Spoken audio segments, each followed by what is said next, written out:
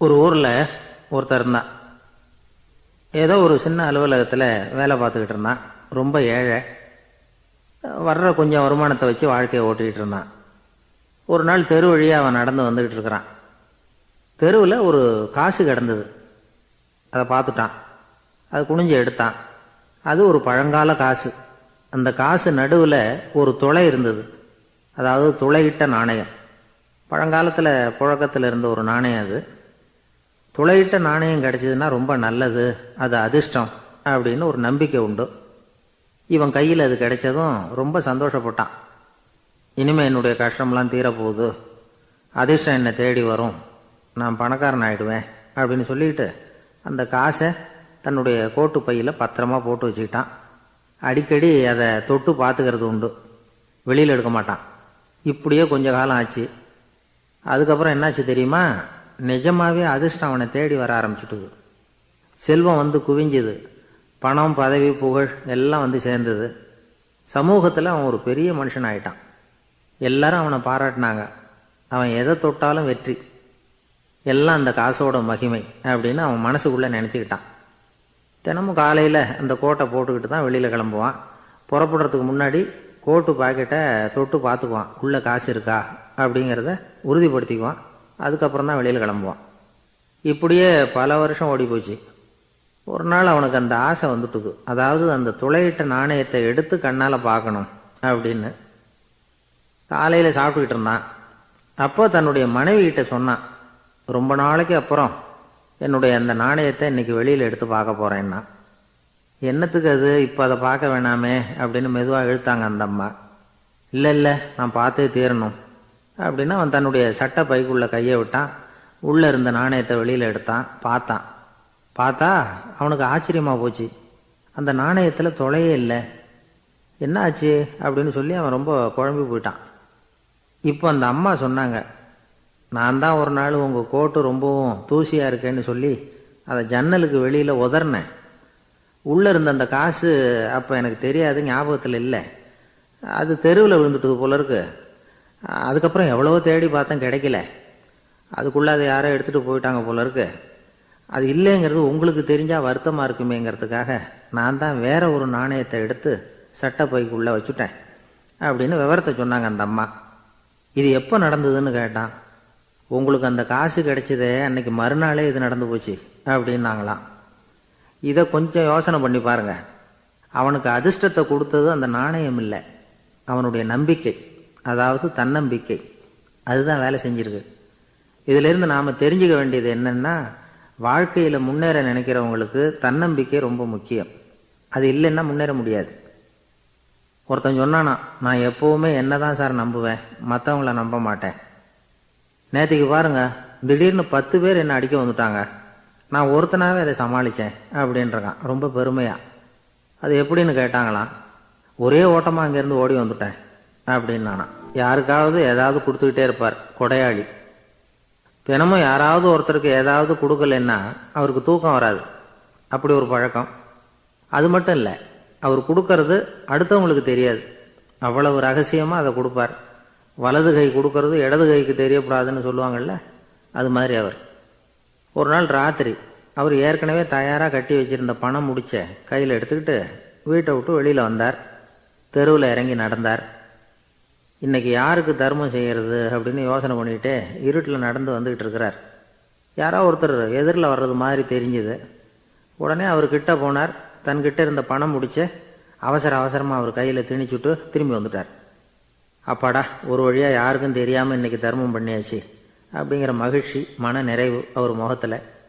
நிம்மதியாக தூங்கினார். அப்புறம் எழுந்திரிச்சார். மறுநாள் காலையில் ஊர் பூரா ஒரே பேச்சு. என்ன பேச்சுன்னா, நேற்று ராத்திரி ஒரு திருடன் கையில் யாரோ பணத்தை கொடுத்துட்டு போயிருக்கிறாங்க அப்படின்னு எல்லாரும் பேசிக்கிட்டு இருக்கிறாங்க. இதை கேள்விப்பட்டதும் அந்த பெரியவருக்கு ரொம்ப வருத்தமாக போச்சு. அடடா, போயும் ஒரு திருடனுக்காக உதவி பண்ணியிருக்கிறோம், பிரயோஜனம் இல்லாமல் போயிட்டுதே அப்படின்னு நினச்சார். சரி, இன்றைக்கும் யாருக்காவது உதவி பண்ணணும் அப்படின்னு முடிவு பண்ணினார். ராத்திரி நேரம் வந்தது. இவர் வழக்கம் போல் தெருவில் இறங்கி நடந்தார். கையில் பணம் முடிச்சு. எதிரில் ஒரு பொன் உருவம் மங்கலாக தெரிஞ்சது. இவர் உடனே அந்த பெண்கிட்ட பணத்தை கொடுத்துட்டு திருப்தியாக திரும்பி வந்துட்டார். மறுநாள் காலையில் ஊர் பூரா என்ன பேசிக்கிட்டாங்க தெரியுமா? நேற்று ராத்திரி நெறி தவறி நடக்கிற ஒரு பெண்ணின் கையில் யாரோ பணத்தை வச்சுட்டு போயிருக்கிறாங்க அப்படின்னு எல்லாரும் பேசிக்கிறாங்க. அடடா, இன்றைக்கும் தவறுதலாக நடந்து போச்சு அப்படின்னு ஒரு வருத்தப்பட்டார். இருக்கட்டும், இன்றைக்கும் ஏதாவது தர்மம் பண்ணுவோம் அப்படின்னு நினச்சிக்கிட்டாரு. 3வது நாள் ராத்திரியும் புறப்பட்டார். இப்பவும் எதிரில் ஒருத்தர் வந்தார். இவர் பணத்தை கொடுத்தார், திரும்பி வந்துட்டார். மறுநாள் மக்கள் என்ன பேசிக்கிட்டாங்கன்னா, நேற்று ராத்திரி ஒரு செல்வந்தர் கையில் யாரோ பணத்தை கொடுத்துட்டு போயிருக்கிறாங்க அப்படின்னு பேசிக்கிட்டாங்களாம். அவருக்கு ரொம்ப வருத்தமாக போயிட்டுது. என்ன இது தினம் இப்படி ஆகிக்கிட்டு இருக்குதே அப்படின்னு நினச்சிக்கிட்டே படுத்து தூங்கினார். அன்னைக்கு ராத்திரி ஒரு கனவு. அந்த கனவுல இறைவன் வந்து சொன்னாராம், இதோ பாருப்பா, நீ கொடுத்த தர்மம் வீணாக போயிடல. உன்கிட்ட பணம் வாங்கின அந்த திருடன் திருந்திட்டான், அந்த பொண்ணும் திருந்திட்டா, அந்த செல்வந்தனும் கொடையாளி ஆயிட்டான், எல்லாருக்கும் உதவி பண்ண ஆரம்பிச்சுட்டான் அப்படின்னு சொன்னாராம். இந்த கதையை சொன்னவர் யாருன்னா நபிகள் நாயகம். இதில் உள்ள கருத்து என்னன்னா, நல்ல மனசோட தர்மம் பண்ணுனா அது வீணாக போகிறதில்ல. இன்னொரு கருத்து, தர்மம் வந்து தன்னை மட்டுமல்ல அடுத்தவங்களையும் தீமையிலிருந்து காப்பாற்றும். இதுதான் நாம் புரிஞ்சிக்க வேண்டியது. இந்த காலத்திலையும் இது மாதிரி சில சம்பவங்கள் நடக்கிறது உண்டு. ஒரு பெரியவர் இருட்டில் நடந்து வந்துக்கிட்டு இருந்தார். எதிரில் வந்த ஒருத்தன் வலுக்கட்டாயமாக ஒரு கையை பிடிச்சி ஒரு பண முடிப்பை கொடுத்து வச்சுக்க சொல்லிவிட்டு விலகி போயிட்டான். பெரியவருக்கு ஆச்சரியம், இந்த காலத்துலேயும் இப்படி வலது கை கொடுக்கறது இடது கைக்கு தெரியக்கூடாதுன்னு நினைக்கிற கொடையாளிகள் உண்டு போல இருக்கு அப்படின்னு யோசனை பண்ணிக்கிட்டே நடந்தார். கொஞ்சம் தூரம் போயிருப்பார். அதுக்குள்ளே அதே ஆள் திரும்பி வந்தான். கொடுத்த பண முடிப்பை திருப்பி கொடுங்க அப்படின்னு கேட்டு வாங்கிட்டான். இவருக்கு ஒன்றும் புரியல. ஏன் இப்படி பண்ணுறேன்னார். அது ஒன்றும் இல்லைங்க, கொஞ்ச நேரம் இதை உங்ககிட்ட கொடுத்து வச்சிருந்தேன், அவ்வளவுதான் அப்படின்னா. ஏன்னு கேட்டார். என்னை பின்னாடி போலீஸு தேடிக்கிட்டு வந்துக்கிட்டு இருக்குது, அதுதான் அப்படி பண்ணேன், இப்போ போயிட்டுது, இனிமேல் ஒன்றும் பயமில்லை அப்படின்னு சொல்லிவிட்டு அவன் பாட்டுக்கு நடந்து போகிறான். ஜெருசலேம் அங்கே உள்ள ஒரு தேவாலயம். அதில் உள்ள பலிபீடத்தின் முன்னாடி ஒரு பெட்டி உண்டு. அது காணிக்கை பெட்டி. ஆலயத்துக்கு வர்றவங்க பிரார்த்தனை பண்ணிவிட்டு திரும்பி போகிற சமயத்தில் அந்த பெட்டியில் காணிக்கை போடுவாங்க. அவங்களால எவ்வளவு முடியுமோ அவ்வளவு போடுறது வழக்கம். அவங்கவுங்க வசதிக்கு தகுந்த மாதிரி போடுவாங்க. வசதி உள்ளவங்களாக இருந்தாலும் சரி, வசதியே இல்லாத வறியவர்களாக இருந்தாலும் சரி, ஆலய காணிக்கை பெட்டியில் காசு போடுறது அவங்களுக்கு ரொம்ப பெருமையான ஒரு செயல். ஒரு சமயம் இயேசு தம்முடைய சீடர்களோடு அந்த ஆலயத்துக்கு வரார். அங்கே உட்காந்து ரொம்ப நேரம் வழிபாடு பண்ணிகிட்டு இருக்கிறார். சீடர்களும் அந்த ஜபத்தில் கலந்துக்கிட்டாங்க. வழிபாடு முடிஞ்சுது. இயேசு உட்காந்துருக்கிறார். காணிக்கை பெட்டியில் காசு போடுறவங்கள கவனிக்கிறார். சீடர்களும் அதையே கவனிச்சுக்கிட்டு இருக்கிறாங்க. ரொம்ப பேர் வரிசையாக வந்தாங்க. அவங்களால முடிஞ்ச அளவுக்கு காசு போட்டுட்டு அவங்க பாட்டுக்கு போய்கிட்டு இருக்கிறாங்க. வசதியானவங்க நிறைய பேர் வந்தாங்க. அதுக்கு மத்தியில் வயசான ஒரு அம்மா, அவங்களும் வந்து காசு போட்டுட்டு போகிறாங்க.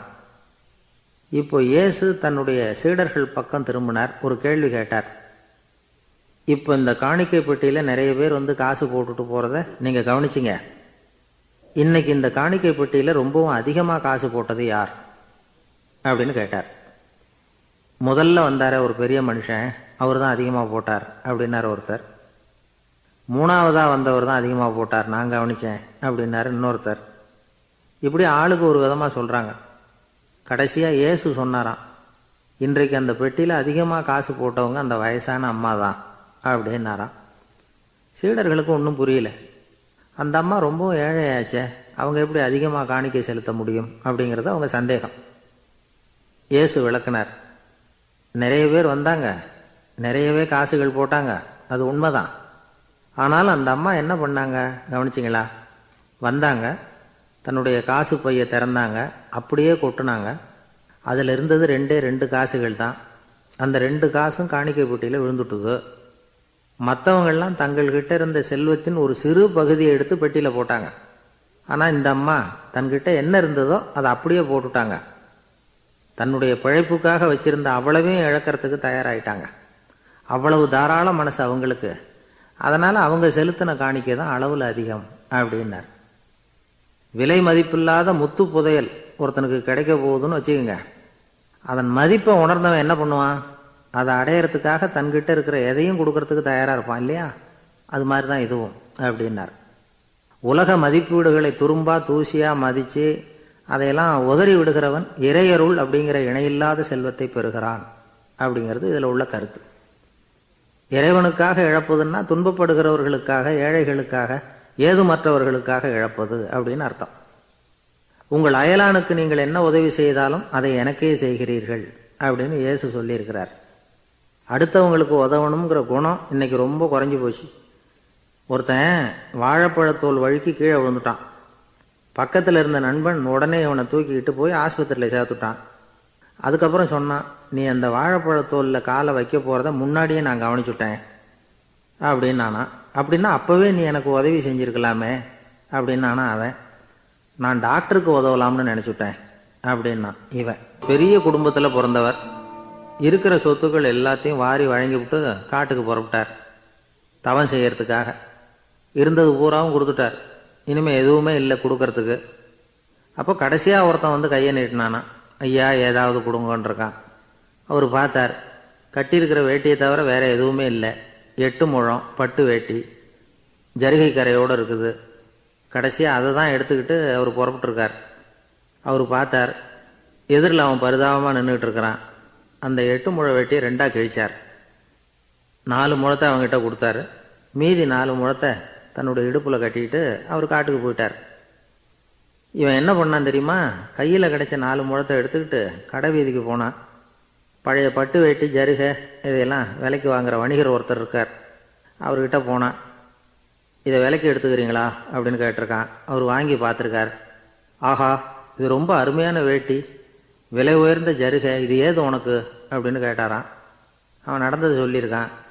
அப்படின்னா ஒன்று செய்ய, இந்த வேட்டியோட இன்னொரு பாதியையும் மெதுவாக வாங்கிட்டு வந்துரு, உனக்கு நிறைய பணம் தர்றேன் அப்படின்னாரான் அந்த வணிகர். இவன் கொஞ்சம் யோசனை பண்ணி பார்த்தான். கொஞ்சம் இருங்க, தான் வந்துவிடுறேன் அப்படின்னு சொல்லிவிட்டு நேராக காட்டுக்கு போனான். அவர் எங்கே இருக்காருன்னு தேடி கண்டுபிடிச்சான். அவர் ஒரு இடத்துல தவக்கோலத்தில் இருக்கிறார். கட்டியிருந்த இடவேட்டியும் அவர் அறியாமல் நழுவி கீழே விழுந்து கிடக்குது. இவனுக்கு ரொம்ப வசதியாக போச்சு. அவரை கேட்க வேண்டிய அவசியமே இல்லை. மெதுவாக சத்தம் போடாமல் அடி மேலே அடி வச்சு நெருங்கினான். அவர் கண்ணை மூடிக்கிட்டு அவர் பாட்டுக்கு நின்றுட்டு இருக்கிறார். இவன் மெதுவாக போய் கீழே கிடந்த அந்த துணியை எடுத்துக்கிட்டு சத்தம் போடாமல் திரும்பி நடந்தான். ஒரு 2-3 அடி எடுத்து வச்சிருப்பான். அப்படி ஓட ஆரம்பிக்கிற சமயத்தில் அவன் காலில் கீழே கிடந்த முள்ளு ஒன்று நறுக்குன்னு தைச்சி விட்டுது. வலி தாங்க முடியாமல் அம்மான்னு கத்தியிருக்கான். இந்த சத்தத்தினால கண்ணை மூடி நின்றுக்கிட்டு இருந்த அவரோட தவம் கலைஞ்சது. மெல்ல கண்ணை திறந்து பார்க்குறார். தன் இடையில இருந்த வேட்டி அவன் கையில் இருக்கு. இப்போ அவர் நினைக்கிறார், என்ன நினைக்கிறாருன்னா, இந்த வேட்டி மீது நான் வைத்த ஆசையல்லவா அவனை திருடனாக ஆக்கி விட்டது அப்படின்னு நினைச்சாராம். இந்த வேட்டி மேலே நாம் வச்ச ஆசை அவனை திருடும்படி ஆக்கிவிட்டதே அப்படின்னு நினைச்சாராம். இது எப்பேற்பட்ட மனநிலை அப்படிங்கிறத கொஞ்சம் யோசனை பண்ணி பாருங்கள். தான் ஒரு பொருள் மேலே வச்ச பற்று இன்னொரு மனிதன் திருடனாக ஆகிறதுக்கு காரணமாயிட்டுதேன்னு நினைக்கிறார். அப்படி நினைச்ச அந்த பெரியவர் யார் தெரியுமா? அவர் தான் மகாவீரர். இழந்துட்டேங்கிறியே, நீ என்னத்தை கொண்டுகிட்டு வந்த எங்க இழந்துடுறதுக்கு? நீ என்னத்தை உண்டாக்குன இது அழிஞ்சுட்டுதுன்னு சொல்றதுக்கு? இதுதான் அவருடைய சிந்தனை. இன்றைக்கு நம்ம சிந்தனையெல்லாம் வேற மாதிரி இருக்குது. ஒருத்தன் நடுத்தெருவில் உட்காந்து அழுதுகிட்டு இருந்தான். அந்த வழியாக வந்தவர் ஒருத்தர், ஏன்பா அழறேன்னு கேட்டாரான். 5 ரூபா சார், இந்த இடத்துல விழுந்துட்டுது, ரொம்ப நேரமாக தேடுறேன், கிடைக்காது போல இருக்கு அப்படின்னு சொல்லிவிட்டு அழறான். எப்போ தொலைஞ்சதுன்னு கேட்டாரான் அவர்.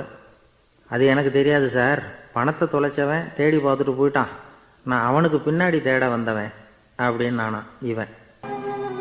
இந்த உலகத்தில் தான் மட்டும் வாழ்ந்தா போதும் அப்படின்னு நினைக்கிறவங்க உண்டு. தானும் வாழணும், அடுத்தவங்களும் வாழணும் அப்படின்னு நினைக்கிறவங்களும் உண்டு.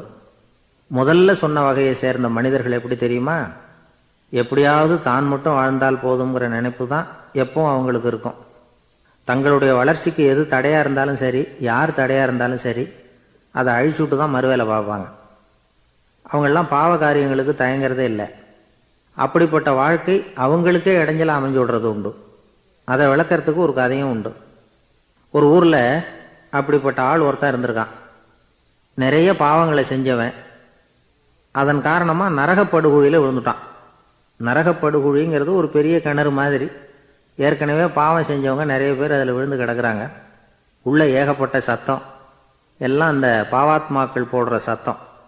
இப்போ விழுந்தானே இவனும் சத்தம் போட்டான். இவன் போடுற சத்தம் கொஞ்சம் அதிகமாக கேட்டுது. இந்த கிணத்துக்கு பக்கத்தில் புத்தர் உட்காந்துருக்கிறார். அவர் காதில் இவன் போடுற சத்தம் விழுந்தது. உடனே அந்த கிணத்தடிக்கு போனார். குனிஞ்சு பார்த்தார். சாமி என்னை காப்பாற்றுங்க அப்படின்னு கத்தனான் இவன். புத்தர் அவனை கொஞ்சம் கவனித்து பார்த்தார். மனித சமுதாயத்துக்கு அவன் என்னென்ன கெடுதல் பண்ணியிருக்கிறாங்கிற விவரம்லாம் அவர் மனக்கண்ணில் தெரிஞ்சது. அவருக்கு எல்லாம் புரிஞ்சு போச்சு. இருந்தாலும் அவனை காப்பாற்றுறதுக்கு ஏதாவது வழி உண்டா அப்படின்னு யோசித்தார். அவன் தன்னுடைய வாழ்நாளில் ஏதாவது நல்லது செஞ்சிருக்கானா அப்படின்னு பார்த்தார். ஒரே ஒரு சமயம் அவன் தன்னுடைய காலடியில் மிதிபட இருந்த சிலந்தியை மிதிக்காமல் தாண்டி போயிருக்கிறான். இந்த ஒரு காரியத்துக்காக அவனை கரையேற்ற முடியுமா அப்படின்னு நினைச்சார். அவ்வளவுதான். உடனே அவர் கையில் ஒரு சிலந்தி வந்து உட்காந்துதான். அதுகிட்ட இருந்து நூல் இழை வெளிவர ஆரம்பிச்சது. அந்த நூல் இழை கிணற்று ஆழம் வரைக்கும் அப்படியே நீண்டுகிட்டே போச்சான். புத்தர் பார்த்தார். இந்த நூலை பிடிச்சிக்கிட்டு மேலே ஏறி வா அப்படின்னார். என்னங்க சொல்றீங்க, இந்த சிலந்தி நூல் என்ன தாங்குமான்னு கத்துனான். எல்லாம் தாங்கும், அதை பிடிச்சிக்கிட்டு ஏறி வா அப்படின்னார். சந்தேகத்தோடவே அவன் அந்த நூல் இழையை பிடிச்சி இழுத்து பார்த்தான். ரொம்ப வலுவாக இருந்தது. அவனுக்கு ஆச்சரியம். அதை பிடிச்சிக்கிட்டே மெதுவாக மேலே ஏறி வர ஆரம்பிச்சிட்டான். பாதி தூரம் ஏறி வந்திருப்பான். அப்போ அவன் காலுக்கு கீழே ஏதோ சத்தம். என்னன்னு குனிஞ்சு பார்க்கறான். கீழே கிடந்தவங்க சில பேரும் அந்த நூலை பிடிச்சி மேலே வந்துக்கிட்டு இருக்கிறாங்க. இவனுக்கு கோபம் வந்துட்டுது. தன்னுடைய இடுப்பில் வச்சிருந்த கத்தியை எடுத்து தன்னுடைய காலுக்கு கீழே நூல் இழையை அப்படியே வெட்டி விட்டுட்டான். இனிமேல் நாம மட்டும்தான் மேலே ஏறி வந்துடணும் அப்படின்னு நினச்சிக்கிட்டான். ஆனால் நடந்தது என்ன தெரியுமா? மொத்த நூல் இழையும் அப்படியே அருந்து கீழே விழுந்துட்டுது. அவனும் பொத்துன்னு கீழே விழுந்துட்டான். மறுபடியும் கத்த ஆரம்பிச்சிட்டான். ஏற்கனவே அவன் செஞ்சிருந்த ஒரு சிறு கருணை அந்த நூல் இழைக்கு உறுதியை கொடுத்தது. இப்போ அவன் செஞ்ச பாவம் அந்த நூல் இழையை வலுவிழக்க செஞ்சுட்டுது. அடுத்தவங்களும் வாழணுங்கிற எண்ணம் அவனுக்கு இருந்திருந்தா இப்போ அவனும் கரையேறி வந்திருப்பான், மற்றவங்களும் சௌக்கியமாக வந்து சேர்ந்துருப்பாங்க. அதனால் நாமும் வாழணும், அடுத்தவங்களும் வாழணும் அப்படின்னு நினைக்கிறவன் வாழ்க்கையில் சீக்கிரம் முன்னுக்கு வந்துடுவான். ஒருத்தன் ஒரு டாக்டர்கிட்ட போனான். மருந்து வாங்கினான். வாங்கி கொண்டாந்து பேசாமல் வச்சுட்டான், சாப்பிடல. அப்புறம் எதுக்காகப்பா போய் அவர்கிட்ட மருந்து வாங்கினேன் அப்படின்னு கேட்டாங்க. டாக்டர் வாழணும் இல்லையா, அதனால தான் அப்படின்னா. அவர் கொடுத்த மருந்தை நீ ஏன் சாப்பிடல அப்புறம் அப்படின்னு கேட்டாங்க. நான் வாழணும் இல்லையா, அதுக்காக தான் அப்படின்னா. ஒரு முனிவர் இருந்தார். ஒரு நாள் அவரை தேடிட்டு 4 பேர் வந்தாங்க. சுவாமி, எங்களுக்கு ரொம்ப நாளாக ஒரு சந்தேகம்னாங்க. என்னன்னு கேட்டார். இந்த உலகத்தில் எவ்வளவோ காரியங்கள் நடக்குது, எது நியாயம் எது அநியாயம் அப்படின்னு புரிஞ்சிக்க முடியலன்னாங்க. அது யாராலையும் புரிஞ்சிக்க முடியாதுன்னார் முனிவர். வந்தவங்களுக்கு ஆச்சரியமாக போச்சு. ஒரு மாதிரியாக பார்த்தாங்க. இதை முனிவர் கவனிச்சார். சரி புறப்படுங்க என்னோடன்னார். எங்கன்னு கேட்டாங்க. இப்போ உங்கள் 4 பேரையும் ஒரு புஷ்பக விமானத்தில் அழைச்சிட்டு போகிறேன். இந்த உலகத்தில் சர்வசாதாரணமாக நடக்கக்கூடிய ஒரு காட்சியை உங்களுக்கு காட்ட போகிறேன். நீங்கள் பார்க்க போகிற அந்த காட்சி நியாயமா அநியாயமா அப்படிங்கிறத என்கிட்ட சொல்லணும். நீங்கள் சரியான பதில் சொன்னால் புஷ்பக விமானத்தில் தொடர்ந்து பிரயாணம் பண்ணலாம். தவறான பதில் சொன்னால் இந்த புஷ்பக விமானம் உங்களை கீழே தள்ளி விட்டுரும் அப்படின்னார். 4 பேருக்கும் பயந்தான். இருந்தாலும் முனிவர் கூப்பிடுறாரே அப்படின்னு சொல்லி புறப்பட்டாங்க. அவங்க எல்லாரும் புறப்பட்டு ஒரு காட்டு வழியாக போய்கிட்டு இருக்கிறாங்க புஷ்பக விமானத்தில். அங்கே நடக்கிற ஒரு காட்சியை காட்டுறார் முனிவர். அதோ அங்கே பாருங்கன்னார். அந்த விமானத்தில் இருந்தபடியே எல்லாரும் கீழே குனிஞ்சு பார்க்குறாங்க. அங்கே ஒரு தாய் புலி அப்போ தான் குட்டி போட்டிருக்கு. குட்டிகளை ஈன்ற உடனே பசிக்கு இறை தேடி அந்த பக்கமாக வருது. அதே நேரம் ஒரு தாய் மான், அதுவும் அப்போ தான் குட்டி போட்டிருக்கு.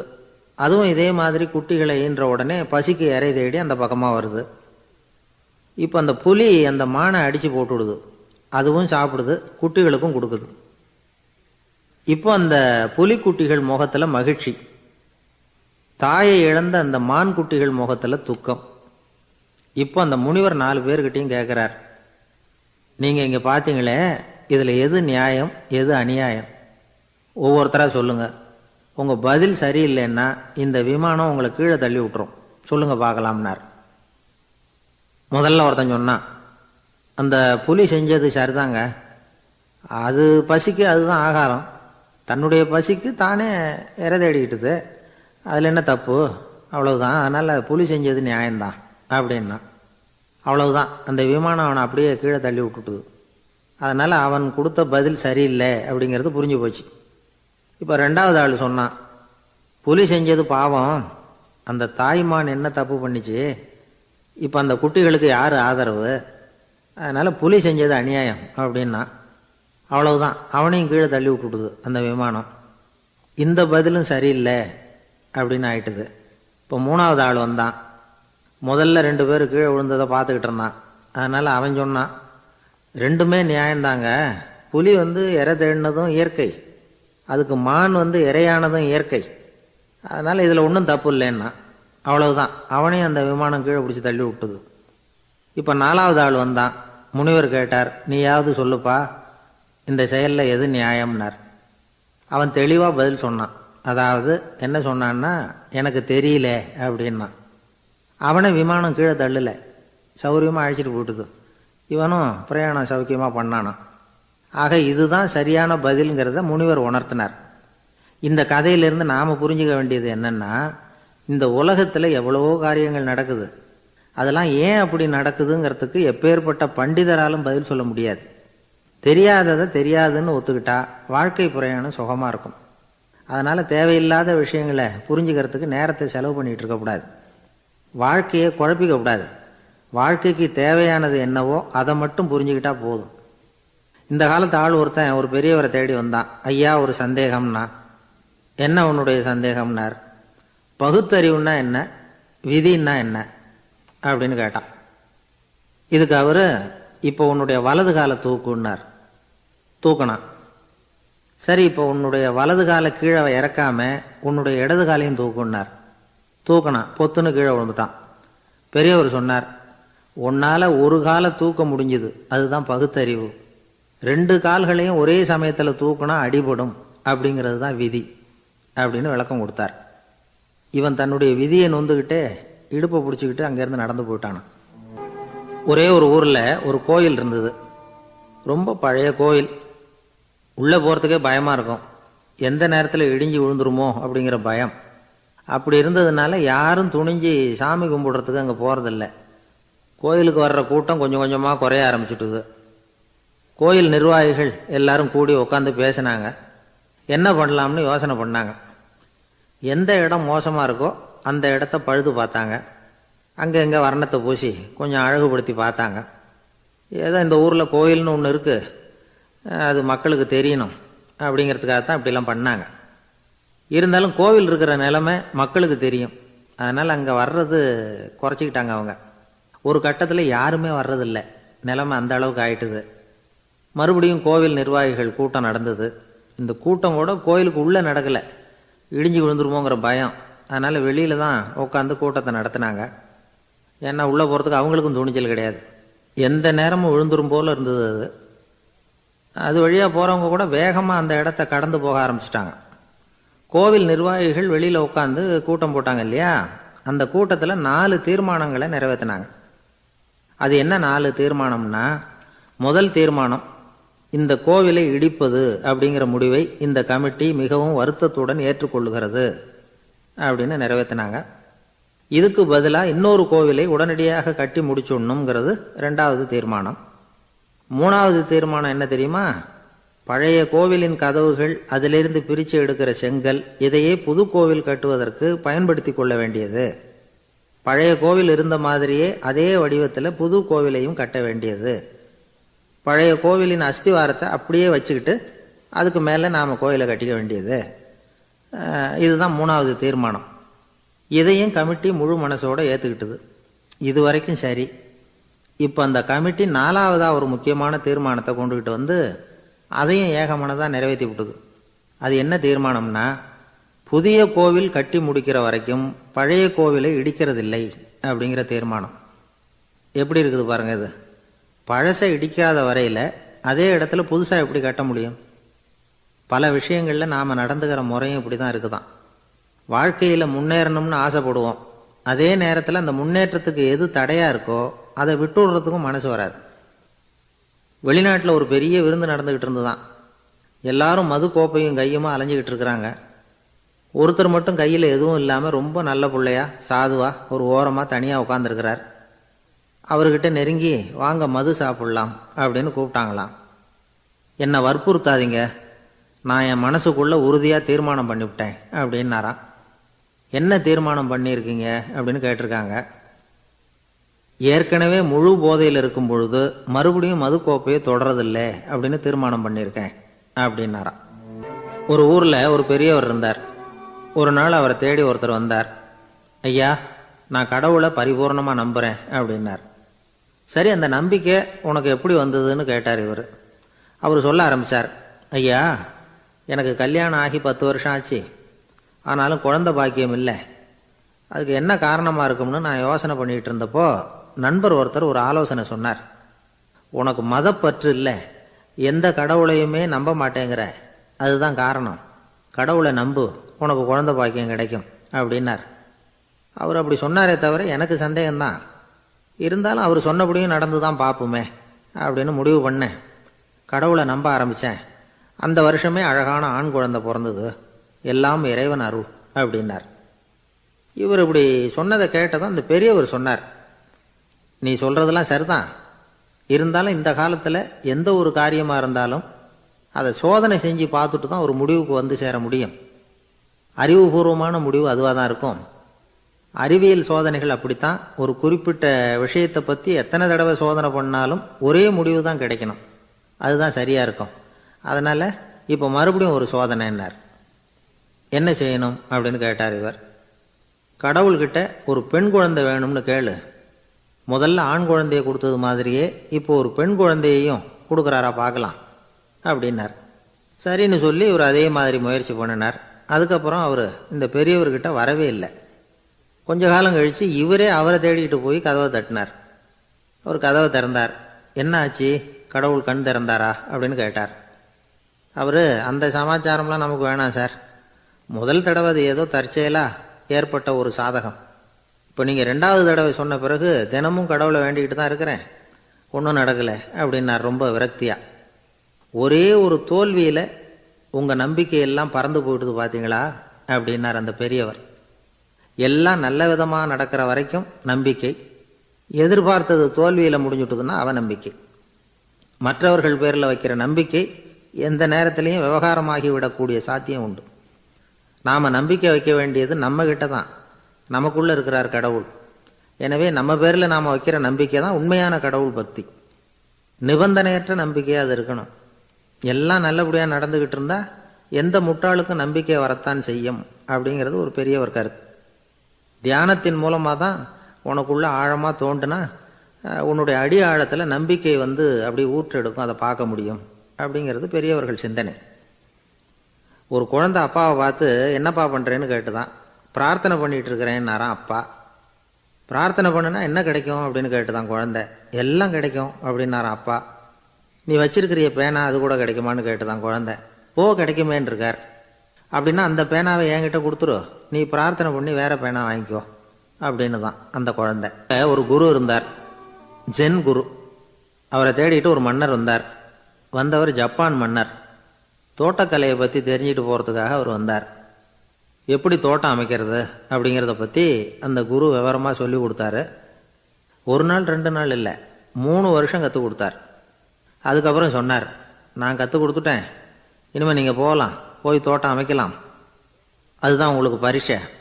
தோட்டம் அமைச்ச பிறகு சொல்லி அனுப்புங்க, நான் வந்து பார்க்குறேன். நீங்கள் இங்கே என்னவெல்லாம் கற்றுக்கிட்டீங்களோ அதையெல்லாம் அங்கே செயல்முறையில் செஞ்சு காட்டுங்க அப்படின்னு சொல்லி அனுப்பி வச்சார். மன்னர் போனார். அரண்மனைக்கு பக்கத்திலேயே ஒரு பெரிய தோட்டத்தை உண்டு பண்ணினார். அழகான மரங்களையும் செடிகளையும் உருவாக்கினார். கிட்டத்தட்ட 1000 தோட்டக்காரர்களை பயன்படுத்தி 3 வருஷங்கள் முயற்சி பண்ணி அந்த அழகான தோட்டத்தை உருவாக்கினார். குருக்கிட்ட இருந்து செய்தி வந்தது, நாளைக்கு வந்து தோட்டத்தை பார்க்குறேன் அப்படின்னு. மன்னர் உடனே சுறுசுறுப்பாயிட்டார். முதல் நாளே தோட்டத்தை சுத்தப்படுத்தினார். ராத்திரி பூரா யாரும் தூங்கலை. எல்லாருக்கும் தோட்டத்தை ஒழுங்குபடுத்துகிற வேலை. அது அந்தந்த இடத்துல ஒழுங்காக இருக்குதா அப்படின்னு சரி பார்த்தாங்க. ஒரு தவறும் இல்லாத வகையில் அதை ஒழுங்குபடுத்தினாங்க. மறுநாள் குரு வந்தார், தோட்டத்தை பார்த்தார். அவருக்கு கோபம் வந்துட்டுது. மன்னருக்கு ஆச்சரியம், எப்பவும் சிரிச்சுக்கிட்டே இருக்கிறவர் இப்போ எப்படி இருக்கிறாரு அப்படின்னு. மெதுவாக குருக்கிட்ட போய் எல்லாம் சரியாக தானே இருக்குது அப்படின்னார். எல்லாம் சரிதான், ஆனாலும் எங்கே அந்த பொன்னிற காற்று அப்படின்னார். உதிர்ந்த இலைகள், பொன் மஞ்சள் நிற இலைகள் காற்றில் அப்படி புரண்டு ஓடுவதை நான் பார்க்க முடியவில்லையே அப்படின்னாராம். அது இல்லாமல் இந்த தோட்டம் உயிரோட்டம் உள்ளதாக இருக்காது, இதில் பாடல் இல்லை ஆடல் இல்லை, அதெல்லாம் இல்லாமல் இந்த தோட்டம் ரொம்பவும் செயற்கையாக தெரியுதுன்னாராம். மன்னர் இப்போ தான் யோசனை பண்ணார். கீழே கிடந்த காஞ்சி போன இலைகள் மட்டும் இல்லை, மரத்தில் இருந்த காஞ்சி போன இலைகளையும் அப்புறப்படுத்தி சுத்தமாக வச்சிருக்கிறார். இறப்பும் வாழ்க்கையினுடைய ஒரு பகுதி தான். மரணம்ங்கிறது வாழ்க்கைக்கு எதிரானது அல்ல, அதை நிரப்பும் ஒரு பகுதி தான் அது. மரணம் இல்லையில் வாழ்க்கையே இல்லை அப்படிங்கிறது பெரியவங்க கருத்து. இப்போ அந்த தோட்டம் அழகாக தான் இருக்குது, இருந்தாலும் அது ஒரு ஓவியம் மாதிரி உயிர் இல்லாமல் இருக்கு. குரு ஒரு வாளியை கையில் எடுத்துக்கிட்டார், தோட்டத்தை விட்டு வெளியில் போனார். ஏற்கனவே வீசி எறிந்த அந்த சருகுகளை எல்லாம் அள்ளி கொண்டுகிட்டு வந்தார். உள்ள எல்லா இடங்கள்லையும் அதை வீசினார். உடனே காற்று அந்த காய்ந்த சருகுகளையும் பழுத்த இலைகளையும் அசைக்க ஆரம்பிச்சுட்டுது. இப்போ அங்கே சலசல சத்தம், சங்கீதம், இலைகளின் நடனம், ஓவியம் மாதிரி இருந்த அந்த தோட்டத்துக்கு இப்போ உயிர் வந்துட்டுது. இதுதான் அந்த பொன்னான காற்று அப்படின்னாராம் குரு. மன்னருக்கு புரிஞ்சுது. மிகப்பெரிய ஜென் கேள்வி ஒன்று உண்டு. உம்மான் அப்படிங்கிற ஒரு பெரிய குருவை பார்த்து துறவி ஒருத்தர் கேட்டாராம், இலைகள் எல்லாம் கீழே விழுந்து மரங்கள் மொட்டையாக இருக்கும் பொழுது என்ன நடக்கும்? இதுதான் கேள்வி. இதுக்கு உம்மான் சொன்ன பதில் பொன்னான காற்று, தி கோல்டன் விண்ட் அப்படின்னாராம். இதுக்கு என்ன விளக்கம்னா, உன்னுடைய எண்ணங்கள் எல்லாம் உன்னுடைய மனசிலிருந்து கீழே விழுந்து உனது உள்ளுணர்வானது மொட்டையாக நிற்கும் நிலைதான் அது. உனது வேர்களின் அருகில் காற்று வீசுகிறது. எல்லா எண்ணங்களும் உன்னிலிருந்து வெகு தூரத்துக்கு புரண்டு கொண்டே சென்று விடுகிறது. நீ அவற்றை கடந்து விட்டால் நீ அவைகளுக்கெல்லாம் மேலெழுந்து கீழே பார்ப்பவனைப் போல நிற்க ஆரம்பித்து விடுவாய். அதுதான் தியானம் என்பது அப்படின்னு சொல்றாங்க. தியானம்ங்கிறது எண்ணத்துக்கு எதிரானதில்லை, தியானம்ங்கிறது எண்ணங்களை கடந்து செல்வது தான். அதுக்கப்புறம் நாம் பொன்னிற காற்றில் ஆட ஆரம்பிச்சிருவோம். இதுதான் பெரியவர்கள் சொல்றது. என்கிட்ட ஒருத்தர் தோட்டம் அமைக்கணும்னு யோசனை கேட்டு வந்தார். எல்லாம் சொல்லி கொடுத்தேன். செடிகள்லாம் செழிப்பாக வளரணும்னா வேர் காயாமல் பார்த்துக்குங்க, தினமும் தண்ணி விடுங்க அப்படின்னு சொல்லி அனுப்பி வச்சேன். ஒரு மாதம் கழிச்சு அவர் தோட்டத்தை பார்க்கறதுக்காக போனேன். போய் பார்த்தா எல்லா செடியும் வாடி கிடக்குது. என்னங்க இப்படி பண்ணிவிட்டீங்கன்னு. நீங்கள் சொன்னபடி தான் செஞ்சேன்னார். என்ன செஞ்சீங்கன்னு கேட்டேன். வேறு காயாமல் பார்த்துக்க சொன்னீங்க, தினமும் ஒரு தடவை எல்லா செடியையும் ஒவ்வொன்றா பிடுங்கி பார்த்து வேறு காயாமல் இருக்கா அப்படின்னு பார்த்துட்டு அதுக்கப்புறம் தண்ணி பாய்ச்சினேன், அவ்வளவுதான் அப்படின்னார். ஒரு ஊரில் 4 நண்பர்கள் இருந்தாங்க. 4 பேரும் சோம்பேறிகள். 4 பேருக்கும் எந்த வேலையும் செய்யறதுக்கு உடம்பு வளையறதில்ல. இருந்தாலும் சோம்பேறித்தனத்தில் ஒருத்தருக்கு ஒருத்தர் கொஞ்சம் வித்தியாசம் உண்டு. அதுக்கு தகுந்த மாதிரி அவங்களுக்கு பேர் அமைஞ்சு போச்சு. ஒருத்தன் கால் சோம்பேறி, இன்னொருத்தன் அரை சோம்பேறி, அடுத்தவன் முக்கால் சோம்பேறி, கடைசி ஆள் முழு சோம்பேறி. இவங்க 4 பேரும் நண்பர்கள். அப்புறம் எப்படி காரியம் நடக்கும்? 4 பேரும் ஒரு வீதியில் அப்படியே நடந்து போய்கிட்டு இருக்கிறாங்க. நல்ல பசி. எங்கேயாவது சோறு போடுவாங்களா அப்படின்னு பார்த்துக்கிட்டே வந்தாங்க. அவங்க வந்த வழியில் ஒரு ரூபா காசு கிடந்தது தரையில்.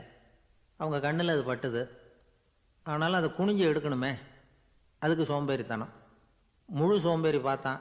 பக்கத்தில் வந்துக்கிட்டு இருந்த முக்கால் சோம்பேறிக்கிட்ட சொன்னானா, டேய் அதை கொஞ்சம் குனிஞ்சு எடுறா அப்படின்னானா. அவன் என்ன பண்ணான் தெரியுமா? அதுக்கு அடுத்தபடியாக வந்த அரை சோம்பேறிக்கிட்ட சொன்னானா, டேய் நீ அதை கொஞ்சம் குனிஞ்சு எடுறா அப்படின்னானா. அவன் இவனை விட மோசம், அடுத்தவங்கிட்ட சொல்லியிருக்கிறான். அவனும் குனியறதுக்கு தயாராக இல்லை. ஆக கூடி கடைசியில் யாருமே காசை எடுக்கலை. என்னத்துக்கு அனாவசியமாக உடம்பை வளைச்சிக்கணும் அப்படின்னு எல்லாரும் பேசாமல் வந்துட்டாங்க. அவங்க பாட்டுக்கு நடந்து வந்துக்கிட்டே இருக்கிறாங்க. எதிரில் ஒருத்தன் வாழைப்பழத்தை வண்டியில் வச்சு தள்ளிக்கிட்டே வந்தான். ரூபாய்க்கு 4 பழம்னு கூவி விற்றுக்கிட்டே வர்றான். இப்போ அந்த முழு சோம்பேறி சொன்னானா, டேய் வழியில் கிடந்ததை ரூபா, அதையாவது எடுத்துக்கிட்டு வந்திருந்தா இப்போ இந்த பழத்தை வாங்கி ஆளுக்கு ஒன்று சாப்பிட்லாமே அப்படின்னானா. ஆமாம் சாப்பிட்ருக்கலாமே அப்படின்னாங்களாம் மற்றவங்களும். ஆனாலும் திரும்பி போய் அதை எடுக்கணும்னு யாருக்கும் தோணலை. பேசாமல் சோர்ந்து போய் நடந்து வந்தாங்களாம். இருட்டி போச்சு. வழியில் ஒரு கோவில். சரி இங்கேயே படுத்து தூங்குவோம் அப்படின்னா ஒருத்தன். அதுதான் சரின்னாங்க மற்றவங்களும். அப்படியே மண்டபத்தில் படுத்துட்டாங்க. கோவில் அர்ச்சகர் வேலையெல்லாம் முடிச்சுவிட்டு வெளியில் வந்திருக்காரு. இவங்கள பார்த்தாராம். ஏன் இப்படி சோர்ந்து போய் கிடக்குறீங்க அப்படின்னு விசாரிச்சிருக்கார்.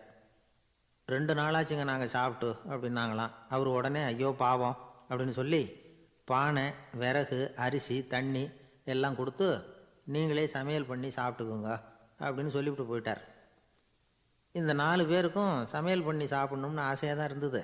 ஆனால் அடுப்பு பற்ற வைக்கணுமே, அதுக்கு தீப்பெட்டி வேணுமே, தீப்பெட்டி இல்லை. இப்போ முழு சோம்பேறி ஆரம்பித்தான். அடுத்தவனை பார்த்து, டேய் கடைக்கு போய் ஒரு தீப்பெட்டி வாங்கிட்டு வாயேன் அப்படின்னு நானான். அவன் வழக்கம் போல் அடுத்தவங்ககிட்ட சொல்லியிருக்கான், அவன் அதுக்கு அடுத்தவங்ககிட்ட சொல்லியிருக்கிறான். கடைசியாக கால் சோம்பேறிக்கிட்ட வந்து சேர்ந்தது. அவனும் அது நம்மால் முடியாது அப்படின்னு பேசாமல் இருந்துட்டான். இப்போ தீப்பெட்டி வேணுமே, அதுக்கு என்ன பண்ணுறது? அவங்களுக்குள்ளே பேசி ஒரு முடிவுக்கு வந்தாங்களாம். அதாவது யார் முதல்ல வாயை திறந்து பேசுகிறாங்களோ அவங்க தான் தீப்பெட்டி வாங்கிறதுக்கு போகணும் அப்படின்னு. அவ்வளவுதான். உடனே 4 பேரும் வாயை கெட்டியாக மூடிக்கிட்டு படுத்துக்கிட்டாங்க. அவங்க சமையல் பண்ணி சாப்பிட்டாங்களா என்ன அப்படிங்கிறது அர்ச்சகருக்கு தெரியல. சரி பார்த்துட்டு வரலாமேன்னு வந்தார். வந்து பார்க்குறாரு, இவங்க 4 பேரும் அசையாமல் படுத்து கிடக்குறாங்க. அர்ச்சகர் பயந்துட்டார். ஒருவேளை பசி தாங்காமல் செத்து போட்டாங்களோ அப்படிங்கிற பயம், அல்லது நாம் கொடுத்த உணவுப் பொருளில் ஏதாவது விஷம் கலந்துருக்குமோ அப்படின்னும் பயந்தார். அப்படின்னா நம்ம மேலே பழி வந்துருமே அப்படின்னு நினச்சி நடுங்க ஆரம்பிச்சுட்டார். அப்புறம் அவரும் ஒரு முடிவுக்கு வந்தாராம். கோவிலுக்கு பக்கத்துலேயே ஒரு பெரிய குழி இருந்தது. அதில் ஒவ்வொருத்தரையாக இழுத்துக்கிட்டு போய் போட்டார். கொஞ்சம் மண்ணை தள்ளினார், காலால் மிதித்தார். அவர் மிதித்த மிதி ஒருத்தன் அடி வயத்தில் போட்டுவிட்டுது. அவன் உடனே வலி தாங்காமல் ஐயோ அம்மான்னு அலறினான். உடனே நடந்தது என்ன தெரியுமா? மற்ற 3 பேரும் துள்ளி எழுந்திரிச்சாங்களாம். அவனை பார்த்து, நீ தாண்டா தீப்பெட்டி வாங்க போகணும், நீ தாண்டா வாங்க போகணும், நீ தான் சத்தம் போட்ட அப்படின்னு சொல்லி ஆரம்பிச்சுட்டாங்களாம். அர்ச்சகர் பார்த்தார், இது பேய் மாதிரி தெரியுதுன்னு நினச்சிக்கிட்டு ஒரே ஓட்டமாக ஓடி போட்டாராம். கிராமப்புறங்களில் இப்படி ஒரு கதையை சொல்கிறது உண்டு. சோம்பல்ங்கிறது நம்ம முன்னேற்றத்துக்கு பெரிய தடை அப்படிங்கிறத நாம் புரிஞ்சுக்கணும். அதுதான் இந்த கதை சொல்கிற நீதி. ஒரு பள்ளிக்கூடத்தில் ஒரு புதுமையான போட்டி நடந்துதான். அதாவது சோம்பேறித்தனத்துக்கு பரிசு. அதில் 2வது பரிசு யாருக்குன்னு அறிவித்தாங்க. ஒரு பையன் எழுந்திரிச்சு மெதுவாக நடந்து போய் பரிசை வாங்கிட்டான். அடுத்தது முதல் பரிசு யாருக்கு அப்படின்னு அறிவித்தாங்களாம். அவன் கடைசி வரிசையிலேருந்து கத்தினானான், ஐயா அதையும் அந்த பையன் மூலமாகவே கொடுத்து அனுப்பி வச்சுருங்க, இங்கே வந்தது நான் வாங்கிக்கிறேன் அப்படின்னா. ஒரு ராஜா இருந்தார். அவர் ஒரு நாள் காலையில் அரண்மனையில் மேல் மாடத்தில் வந்து நின்றுக்கிட்டு இருந்தார். அப்போ ஒரு ஆள் வீதியில் ரொம்ப வேகமாக ஓடிக்கிட்டு இருக்கான். அதை ராஜா கவனித்தார். அவன் மனசில் ஏதோ ஒரு தவிப்பு இருக்குங்கிறத புரிஞ்சுக்கிட்டார். உடனே அரண்மனை சேவகர்களை கூப்பிட்டார். அந்த ஆளை இங்கே அழைச்சிட்டு வாங்க அப்படின்னார். இவங்க ஓடி போய் அந்த ஆளை அழைச்சிட்டு வந்தாங்க. மன்னர் முன்னாடி நிறுத்தினாங்க. மன்னர் அவனை நிமிர்ந்து பார்த்தார். எதுக்காக இவ்வளோ வேகமாக ஓடிக்கிட்டு இருக்கிற அப்படின்னு கேட்டார். இதுக்கு அவன் சொன்னான், மன்னா, நம்ம கோட்டையின் வடக்கு வாசல் இருக்கு இல்லையா, அது ஓரமாக ஒரு பெரிய பாறாங்கல் கிடக்கு. அதுக்கு அடியில் நான் ஒரே ஒரு வெள்ளி நாணயத்தை புதைச்சி வச்சுருக்கேன். அது இப்போ எனக்கு தேவைப்படுது. என்னுடைய மனைவிக்கு ஒரு பரிசு வாங்கி கொடுக்க வேண்டியிருக்கு. அதுக்காக தான் அவசரமாக ஓடிக்கிட்டு இருக்கிறேன் அப்படின்னா. மன்னர் யோசனை பண்ணார். அப்புறம் சொன்னார், அதுக்காகவா இப்படி ஓடுற? பரவாயில்ல, அதை பற்றி கவலைப்படாத. நான் உனக்கு 10 வெள்ளி காசுகள் தர்றேன், வாங்கிட்டு திரும்பி போ அப்படின்னார். இவன் தலையை சொரிஞ்சான். மன்னா, நீங்கள் கொடுக்கறத ரொம்பவும் மகிழ்ச்சியோடு வாங்கிக்கிறேன். இருந்தாலும் அதுக்கப்புறம் அந்த வடக்கு வாசலுக்கு போய் அங்கே இருக்கிற ஒரு நாணயத்தையும் எடுத்துக்கிட்டு போயிடுறேனே அப்படின்னு நான். இதை பாருப்பா, அந்த ஒரு நாணயத்தை மறந்துடு, உனக்கு 100 வெள்ளி நாணயங்கள் தரேன் இருக்கார். மன்னா, ரொம்ப மகிழ்ச்சி. உங்கள் மாதிரி தாராள குணம் வேற யாருக்கும் வராது. நீங்கள் கொடுக்குற 100 நாணயங்களையும் வாங்கிக்கிறேன். இருந்தாலும் வடக்கு வாசலுக்கு போய் அதையும் எடுத்துக்கிட்டா 101 ஆகிடுமே அப்படின்னு நானா. இதை பாருப்பா, அந்த ஒரு நாணயத்தை மறந்துடு, அது எக்கேடாவது கெட்டு போட்டோம். நான் உனக்கு 100 பொற்காசுகள் தரேன், அதையாவது வாங்கிட்டு வந்த வழியிலேயே திரும்பி போடுன்னாரான். தங்க நாணயங்களே தரேன்னு சொல்கிறீங்க, தாராளமாக வாங்கிக்கிறேன். இருந்தாலும் வடக்கு வாசலுக்கு போய் அப்படின்னு மறுபடியும் ஆரம்பித்தான். அரசர் வந்து பொறுமை இழந்துட்டார். கடைசியாக ஒரு முடிவுக்கு வந்துட்டார். இதை பாருப்பா, உனக்கு என்னுடைய ராஜ்யத்திலேயே பாதியை கொடுத்துட்றேன், அப்படியாவது திருப்தியாக திரும்பி போ அப்படின்னாரான். மன்னா, உங்களுடைய பெருந்தன்மைக்கு ஈடு இணையே கிடையாது. தேசத்திலேயே பாதி பிரித்து கொடுக்குறேன்னு சொல்கிறீங்க, அதனால் உங்ககிட்ட ஒரு சின்ன வேண்டுகோள் அப்படின்னானா. சொல்லுன்னாராம் மன்னர் ஆர்வமாக. இவன் மெதுவாக ஆரம்பித்தான். அப்படி இந்த ராஜ்யத்தை 2ஆக பிரிக்கிறப்போ அந்த வடக்கு வாசல் இருக்கிற பக்கத்தை என்கிட்டயே கொடுத்துருங்கோ அப்படின்னானா. மன்னர் அசந்து போயிட்டார். இந்த கதை எதுக்காகன்னு கேட்டால், மனம்ங்கிறது ஒரு குரங்குங்கிறத புரிஞ்சுக்கிறதுக்காகத்தான். உன்னை பிடிச்சிக்கிட்டா லேசில் விடாது. அப்படிப்பட்ட மனசை அறிவு தான் வழி நடத்தணும். அதில் தான் வாழ்க்கையின் வெற்றி அடங்கியிருக்குது. ஒரு சின்ன பையன் தெருவில் அழுதுகிட்டு இருந்தான். ஏன்பா அழுகுறேன்னு ஒரு பெரியவர் கேட்டார். ₹1 காசை இங்கே தொலைச்சுட்டேன் அப்படின்னா. சரி, அதுக்காக அழாத, அதுக்கு பதிலாக 10 ரூபா தரேன், இந்தா வச்சுக்கோன்னு கொடுத்தார். அந்த 10 ரூபாயை வாங்கி சட்டப்பையில் போட்டுக்கிட்டு அதை விட அதிகமாக சத்தம் போட்டு அழ ஆரம்பிச்சிட்டான். மறுபடியும் ஏன்டா அழறேன்னு கேட்டார் பெரியவர். அந்த 1 ரூபாயும் கிடச்சிட்டுதுன்னா இப்போ என்கிட்ட 11 ரூபா இருக்குமே, இப்போ 10 ரூபா தானே இருக்குது அப்படின்னு சொல்லிவிட்டு அழறான் ஒருத்தர். அவருக்கு ஜாதகத்தில் நம்பிக்கை உண்டு. அவரே ஜோசியம்லாம் பார்ப்பார். என்ன சார் இந்த காலத்தில் இதையெல்லாம் நம்பிக்கிட்டு இருக்கீங்களே அப்படின்னு கேட்டால், உங்களுக்கு ஒன்றும் தெரியாது சார். இந்த உலகத்தில் ஒவ்வொருத்தரும் அவங்கவங்க செய்கிற நல்லது கெட்டதுக்கு தகுந்த பலனை அனுபவிச்சே தீரணும் பார். அது மட்டும் இல்லை, ஒருத்தர் செத்துட்டா கூட அவன் செஞ்ச பாவ புண்ணியங்கள் கூடவே போய்கிட்டு இருக்கோம் பார். அது எப்படி கூட போவோம் அப்படின்னு குதர்க்கமாக கேட்டால், அதுக்கு அவர் ஒரு கதை சொன்னார். அது ரொம்ப சுவாரஸ்யமாக இருந்தது. அது என்ன கதைன்னா, ஒரு ஊரில் ஒருத்தர் இருந்தாராம். அவர் ஜோசியம் பார்க்குறதுல ரொம்ப கெட்டிக்காரரான். ஒருத்தருடைய தலைமுடியை மட்டும் அவர்கிட்ட காட்டினா போதும், அதை மட்டும் பார்த்துட்டு அவருடைய ஜாதகத்தையே அலசி போடுவாராம். அப்பேற்பட்ட திறமை. அந்த ஆள் ஒரு சமயம் கன்னியாகுமரி கடற்கரைக்கு போயிருந்திருக்கார். அங்கே கரை ஓரமாக ஒரு மண்டை ஓடு கிடந்திருக்கு. அதை எடுத்து பார்த்துருக்கார். அந்த மண்டை ஓட்டை வச்சுக்கிட்டே அதோட ஜாதகத்தை அலசியிருக்கார். இந்த மண்டை ஓட்டுக்கு உரிய ஆசாமி வாழ்க்கையில் ரொம்ப கஷ்டப்பட்டிருக்கணும், நிறைய கஷ்டத்தை அனுபவிச்சிருக்கணும். அது தாங்க முடியாமல் தான் கடலில் விழுந்து தற்கொலை பண்ணிகிட்டு இருக்கான் அப்படிங்கிறத அவர் கணிச்சுட்டார். இருந்தாலும் இந்த மண்டை ஓடு இன்னமும் அனுபவிக்க வேண்டியது பாக்கி இருக்குது அப்படிங்கிறத அவர் உணர்ந்தாராம். அது சரி, ஒருத்தன் உயிரோடு இருக்கிற வரைக்கும் நல்லது கெட்டதை அனுபவிக்க முடியும், செத்ததுக்கு அப்புறமும் பாக்கி இருக்குன்னா அதை எப்படி அனுபவிக்கிறது?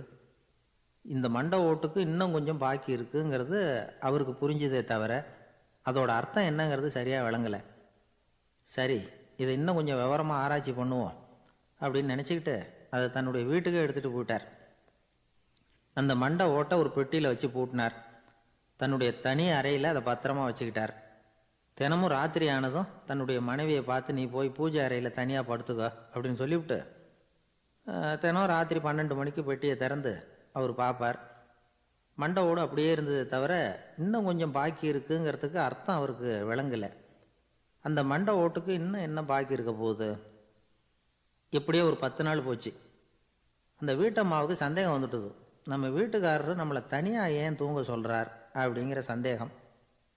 உடனே பக்கத்து வீட்டு அம்மா கிட்ட விஷயத்தை சொல்லியிருக்கிறாங்க. அந்த அம்மா உடனே, நீ கவலைப்படாத, நான் கண்டுபிடிச்சி சொல்கிறேன் அப்படின்னு சொல்லிவிட்டாங்களாம். அன்னைக்கு ராத்திரியே ஜன்னல் வழியாக எட்டி பார்த்துருக்குறாங்க. இந்த ஆள் மண்டை ஓட்டை கையில் வச்சுக்கிட்டு அது திருப்பி திருப்பி பார்த்துக்கிட்டு இருக்கிறான். அதை பார்த்துட்டாங்க. மறுநாள் காலையில் அவரோட மனைவியை பார்த்தாங்க. ஏம்மா, உன் வீட்டுக்காரருக்கு நீ முதல் மனைவியா 2வது மனைவியா அப்படின்னு கேட்டாங்களாம்.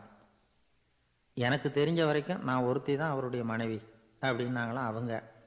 அப்படி இல்லை, நீ அவருக்கு 2வது மனைவி.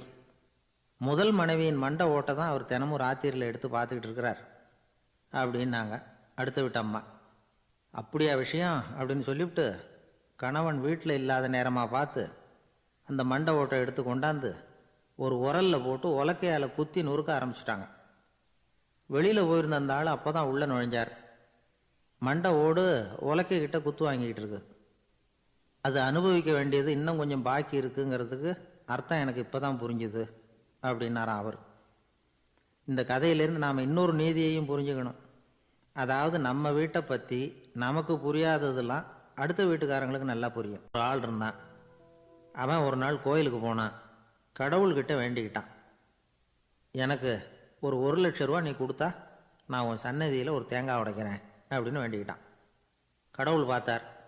உடனே அவன் கண் முன்னாடி தோன்றினார். இந்தா நீ கேட்ட 1,00,000 ரூபாய் அப்படின்னு சொல்லி அவன் கையில் பணத்தை கொடுத்துட்டு மறைஞ்சிட்டார். இவனால் நம்பவே முடியல. இவ்வளவு சுலபமாக கிடைக்கும்னு தெரிஞ்சிருந்தா அனாவசியமாக ஒரு தேங்காய் உடைக்கிறேன்னு வேண்டியிருக்க வேண்டியது இல்லையே அப்படின்னு நினச்சான். இருந்தாலும் வேண்டுதலை நிறைவேற்ற வேண்டியது கடமை. அதுக்காக என்ன பண்ணான், பக்கத்தில் ஒரு கடைக்கு போனான். ஒரு தேங்காயை கையில் எடுத்தான். இது என்ன விலைன்னு கேட்டான். 5 ரூபான்னார் கடையில் இருந்தவர்.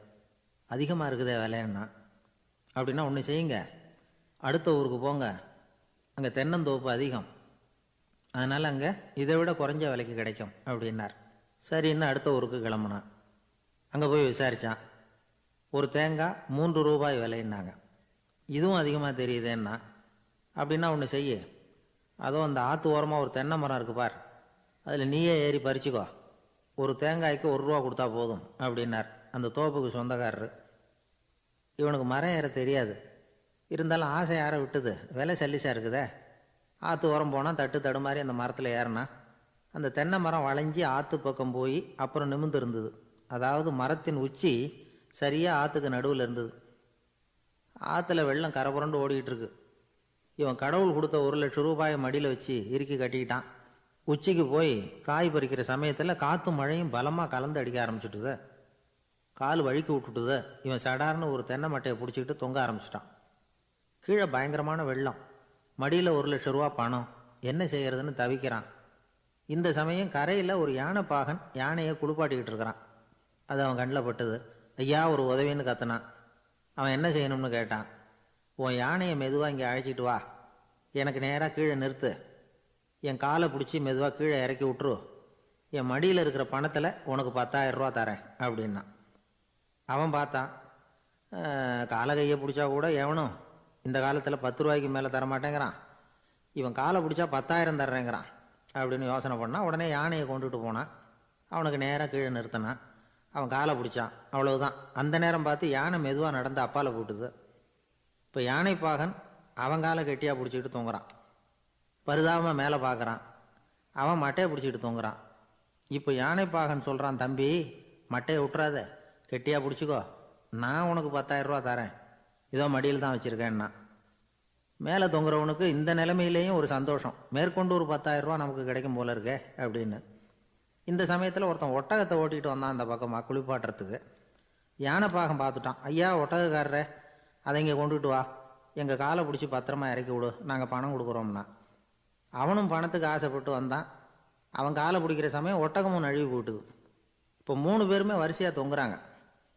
ஒட்டகக்காரன் கத்துறான், தம்பி மட்டையை விட்டுறாத, கெட்டியாக பிடிச்சிக்கோ, நான் என் மடியில் இருக்கிற 5,000 உனக்கு தந்துடுறேன்னா. மேலே தொங்குறவனுக்கு இன்னமும் சந்தோஷம், இவனும் பணம் தர்றேங்கிறான் அப்படின்னா இன்றைக்கி நமக்கு மொத்த பண வரவு எவ்வளவு அப்படின்னு ஒவ்வொன்றா கூட்டி பார்க்க ஆரம்பித்தான். மனக்கணக்கு சரியாக வரல. அதனால் அப்படியே விரலை விட்டு எண்ண ஆரம்பித்தான். அவ்வளவுதான், மட்டையை விட்டுட்டு கை நழுவி வந்துட்டுது.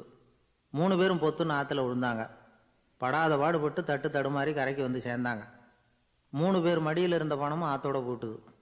பேராசை பெருநஷ்டம் அப்படின்னு ஒரு பழமொழி இருக்குல்ல, அதை விளக்கறதுக்காக சொல்லப்பட்ட கதை இது. இந்த காலத்தில் ஒருத்தர் ஒரு நீச்சல் குளத்தில் நீச்சல் அடிச்சுக்கிட்டு இருக்கிறார். காவலுக்கு இருந்தவர் அதை கவனிச்சுட்டார். கரையிலேருந்து சத்தம் போட்டாராம், இதோ பாருங்க, இங்கே ராத்திரி 8 மணிக்கு மேலே நீச்சல் அடிக்கிறது சட்டப்படி குற்றம், அதுக்கு அனுமதி கிடையாது, தெரியாதா உங்களுக்கு அப்படின்னாராம். இதுக்கு அவரு, ஐயையோ நான் நீச்சல் அடிக்க வந்தவன் இல்லைங்க, சும்மா சுற்றி பார்க்க வந்தவன், தடுமாறி குளத்தில் விழுந்துட்டேன், நீச்சல் தெரியாது, அதனால் தத்தளிச்சுக்கிட்டு இருக்கிறேன் அப்படின்னு கத்துனாராம். கரையில் இருந்தவர் பார்த்தார். ஓ அப்படின்னா சரி, அதுக்கு ஒன்றும் தடை இல்லை அப்படின்னு சொல்லிவிட்டு அவர் பாட்டு நடந்து போயிட்டாராம். சொன்னான், நிறைய பணம் சேர்த்தான், அவனுக்கு சம்பாதிக்க தெரியுமே தவிர செலவு பண்ண தெரியாது, மகா கஞ்சன். காசை கையில் எடுக்கவும் மாட்டான், எடுத்தால் செலவு செய்ய வேண்டியிருக்குமே, அதனால் இப்படியே அவன் காலத்தை ஓட்டி விட்டான். வயசாகிட்டுது. அவனுடைய மனைவி ஒரு நாள் கேட்டாங்க, இவ்வளவு நாளாக நீங்கள் என்னை எங்கேயுமே அழைச்சிட்டு போனதில்லை, இப்போவாவது அழைச்சிட்டு போகக்கூடாதா அப்படின்னாங்க. எங்கே போகணும்னு சொல்லுன்னா. காசிக்கு போகணும், கங்கையில் குளிக்கணும்னாங்க. இவன் பார்த்தான், இதுக்கு ஏன் அவ்வளோ தூரம் செலவு பண்ணிட்டு போகணும், நம்ம ஊர் ஆற்றுலையே குளிக்கலாமே, இதுவும் புண்ணிய நதி தான், இங்கே குளித்தா அங்கே குளித்த பலன் கிடச்சிரும் அப்படின்னா. சரின்னு 2 பேரும் ஆத்தங்கரைக்கு போனாங்க. அன்றைக்கி ஏதோ விசேஷம், நிறைய கூட்டம், நிறைய பேர் குளிச்சுக்கிட்டு இருக்கிறாங்க. கரையில் சில புரோகிதர்கள் நின்றுக்கிட்டு இருக்கிறாங்க. குளிக்கிறதுக்கு முந்தி அவங்கக்கிட்ட உட்காந்தா ஏதோ மந்திரம்லாம் சொல்லுவாங்க, கொஞ்சம் காசு கொடுக்க வேண்டியிருக்கும். அதனால் இவன் என்ன பண்ணான், ஆத்தங்கரையிலேயே கொஞ்சம் தூரம் போனான், ஊரை விட்டு தள்ளி வந்துட்டான், அங்கே யாருமே இல்லை. அப்பாடான்னு சந்தோஷப்பட்டான், குளிக்கலாம்னு புறப்பட்டான். இந்த நேரம் கடவுள் பார்த்தார், இந்த கஞ்சனுக்கு ஏதாவது புத்தி போகட்டணும் அப்படின்னு நினைச்சார். உடனே ஒரு புரோகிதர் மாதிரி உருவத்தை மாற்றிக்கிட்டு அந்த ஆள் முன்னாடி வந்து நின்னார். அவனுக்கு அதிர்ச்சி, இங்கே யாருமே இருக்க மாட்டாங்கன்னு நினச்சா இங்கேயுமே ஒரு ஆள் வந்துட்டார, என்ன பண்ணுறதுன்னு யோசனை பண்ணான். புரோகிதர் உருவத்தில் இருந்த கடவுள் சொன்னார், இதை பாருங்க, இன்னைக்கு விசேஷ நாள், நீராடுறதுக்கு முன்னாடி சுயகல்பம் பண்ணிக்கிறது ரொம்ப நல்லது அப்படின்னார். என்கிட்ட பணம் எதுவும் இல்லையேன்னா. பரவாயில்ல, அப்புறமா கொடுங்க, வாங்கிக்கிறேன், ஆனால் ஒன்று, எவ்வளவு கொடுப்பீங்கிறத மட்டும் இப்போவே சொல்லிவிடுங்க அப்படின்னார். இவன் ரொம்ப யோசனை பண்ணான். ஒரு 10 பைசா தரேன் அப்படின்னா. சரின்னு ஒத்துக்கிட்டு எல்லா கிரியைகளையும் அவர் செஞ்சார். அதுக்கப்புறம் கணவனும் மனைவியும் ஆற்றுல குளிச்சாங்க. அவர் போயிட்டார். கொஞ்ச நாள் கழித்து அவன் வீட்டுக்கு வந்தார் கடனை வசூல் பண்ணுறதுக்கு. வாசலில் நின்றுக்கிட்டு இருந்த அவன் மனைவி இவரை பார்த்ததும் தயங்க ஆரம்பித்தாங்க. அந்த அம்மா கிட்ட விஷயத்தை சொன்னார். அந்த அம்மா ஓடி போய் உள்ளே இருக்கிற தன்னுடைய கணவர்கிட்ட சொன்னாங்க. அவன் யோசனை பண்ணான், இப்போ வெளியில் போனால் அவனுக்கு 10 காசு கொடுக்க வேண்டியிருக்கும், அதனால் எனக்கு காய்ச்சல்னு அந்த ஆளுகிட்ட சொல்லிவிடு, இன்னொரு சந்தர்ப்பத்தில் என்னை வந்து பார்க்க சொல்லு அப்படின்னா. அந்த அம்மா போய் சொன்னாங்க. அப்படிங்களா, அப்படின்னா அவரை நான் உடனே போய் பார்க்கணுமே அப்படின்னு உள்ளே நுழைய ஆரம்பித்தார். அவங்க மறுபடியும் இருங்க தான் வரேன்னு சொல்லிவிட்டு உள்ள ஓடி விஷயத்தை சொன்னாங்க.